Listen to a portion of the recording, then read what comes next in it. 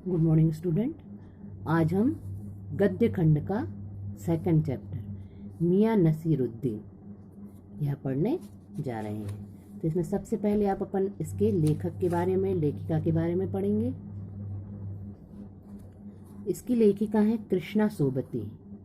इनका जन्म गुजरात के पश्चिमी पंजाब, वर्तमान में जो पाकिस्तान में है, 1925 में हुआ था।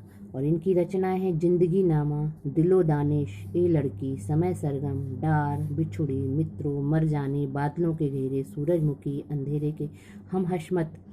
यह इनकी रचनाएं हैं। और इनकी जो जो सम्मान मिले इनको, साहित्य अकादमी सम्मान, हिंदी अकादमी का शाल का सम्मान, साहित्य अकादमी की महत्तर सदस्यता, अनेक राष्ट्रीय पुरस्कार मिले।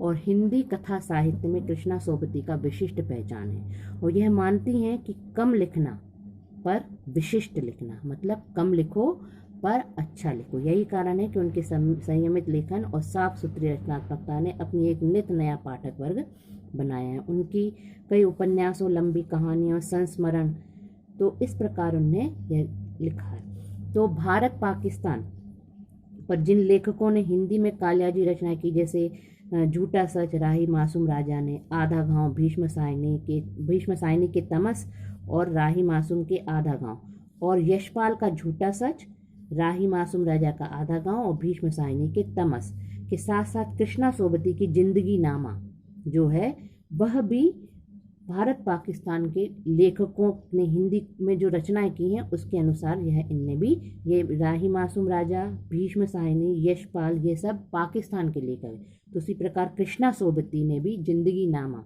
यह उसी के लिखा है। और इनकी जो रचनाएं हम हशमत, ये हम हशमत में ही के शीर्षक से ही इनने एक संस्मरण लिया है। संस्मरण मतलब होता है, यह संस्मरण है जो चैप्टर है मियाँ नसीरुद्दीन।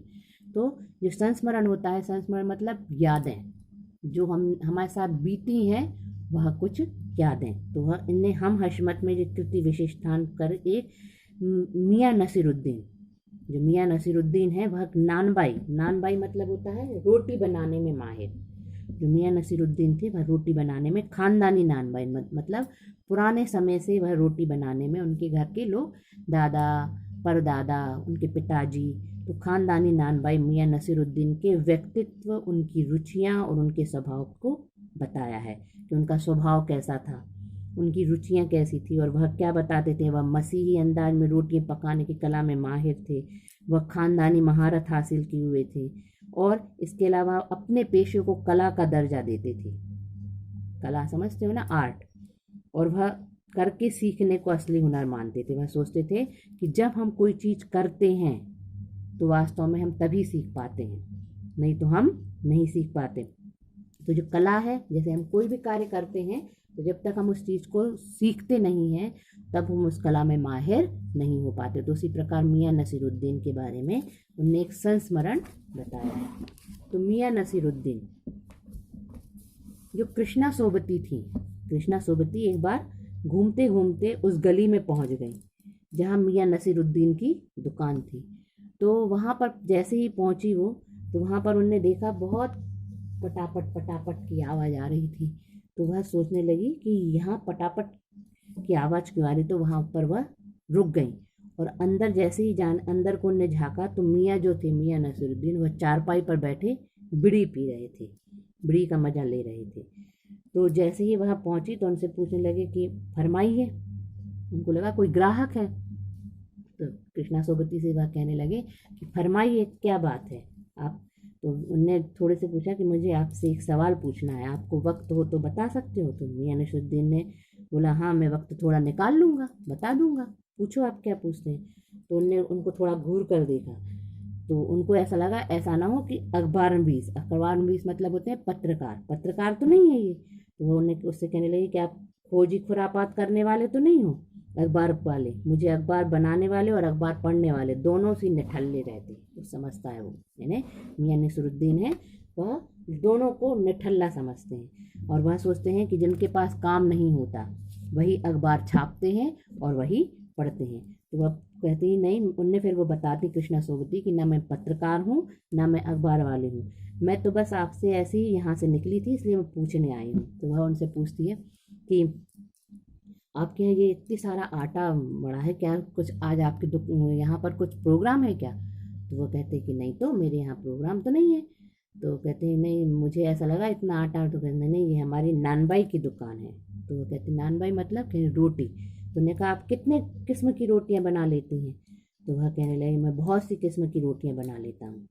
तो उन्होंने कहा कि आपने ये हुनर कहाँ से सीखा?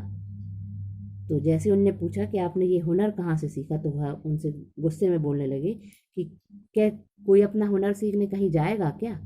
मैंने अपना हुनर अपने दादा से, परदादा से, अपने पिताजी से सीखा। क्या मीना साज करने वाला मीना साज के पास जाएगा? रफू करने वाला रफूकर के पास, दूसरे रफूकर के पास जाएगा? और नगीना साज वाला कहीं दूसरे के पास जाएगा? वो अपने घर में ही सीखेगा ना। मैंने भी अपने घर में ही यह काम सीखा है। मेरे दादा परदादा जब मृत्यु को प्राप्त हो गए और मेरे पापा भी, मेरे पिताजी भी, वालिद वालिद मतलब पिताजी, वह भी मृत्यु को प्राप्त हो गए, तो मैंने यह काम करना शुरू कर दिया।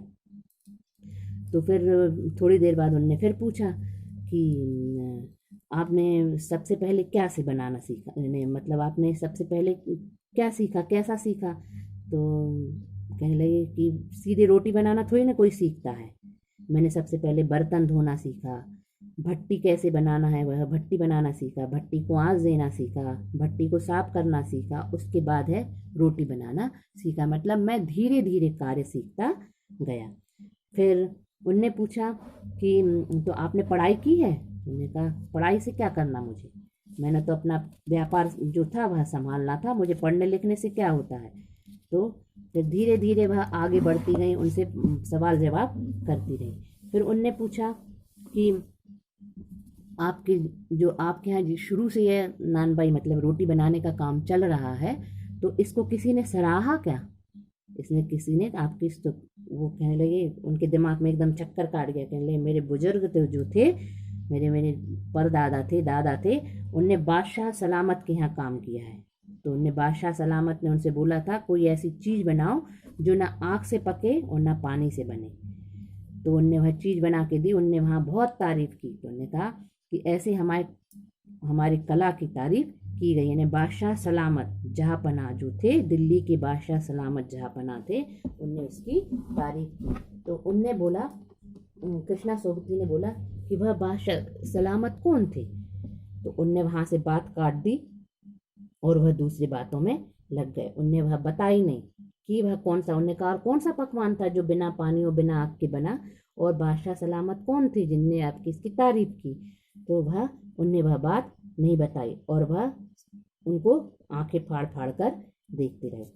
थोड़े फिर आगे बड़ी बात। फिर उनने पूछा कि आपके यहाँ ये जो छोटे छोटे बच्चे काम कर रहे थे, आटा मार रहे थे, उन्होंने कहा कि ये जो बच्चे काम कर रहे हैं इनके लिए क्या आप कुछ पैसे ऐसे देते हैं कि सिर्फ ये यहाँ काम करते हैं? तो गुस्से में कहने लगे कि पैसे भी देता हूँ। 2 मन आटे के लिए दो मन आटे के लिए 2 पैसा, मैं बिना इसका काम नहीं करवाता। फिर ऐसे करते करते वह धीरे धीरे बढ़ती गई आगे।